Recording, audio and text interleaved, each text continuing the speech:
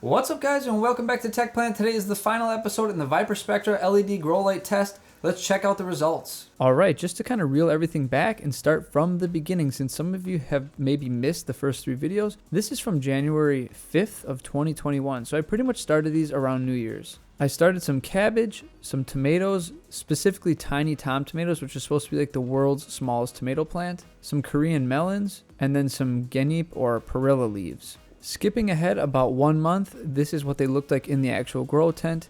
These are under a Viparspectra LED light. I think this is XS 1500, and I've had it at 50% power this entire time. It does have a dimming switch, and you can see everything's growing quite well. Skipping ahead another month, you can see everything has really taken to the light quite well. The cabbage has really exploded in growth along with the melons and everything else. The only thing that kind of fell us to the side was the actual gnat or perilla, and that was because I kind of overwatered it a little too much. But looking at the tomatoes, you could see that they're really growing well, and you can see why I love them so much. They're absolutely tiny, yet they're already starting to fruit. Fast forwarding another month, putting us at a total of 3 months since I started this whole experiment. Again, the lights are still only at 50%, yet we're still getting good results. Here are the tomatoes.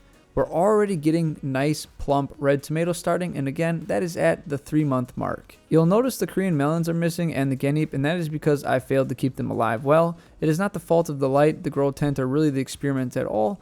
More so my ability when I'm kind of trying to move into my new house and keep things situated. So I don't want to blame my own skill or anything. I'm just going to blame me moving into a new house. Looking at the cabbage plants though, you can see they have grown quite well and quite a lot since the past month, but they are suffering from a serious infestation, and that is spider mites.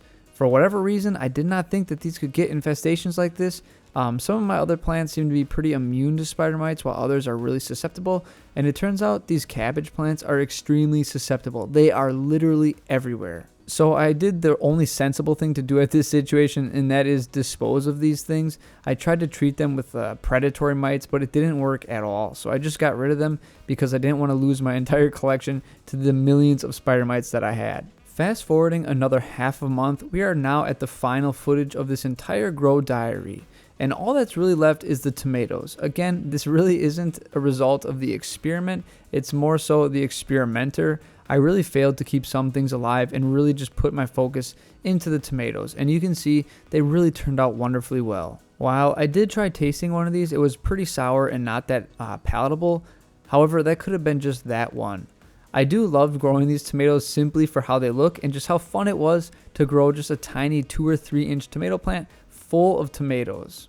This is by far one of my favorite vegetables or fruits to grow depending on how you classify it, and I just can't wait to grow more from the seeds I harvest from these actual tomatoes.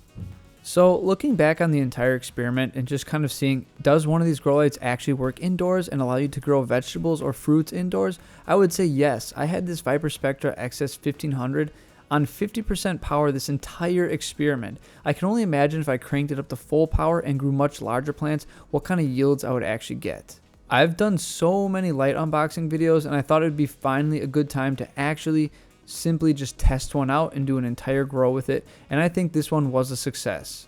Well guys, that pretty much sums up this episode. I hope you enjoyed this entire grow diary. I think this light worked fantastic, and it was only at 50% output this whole time, so you could really get a lot more out of this if you had a larger area or even taller plants. As always guys, may your plants grow strong and healthy. I'll see you next time.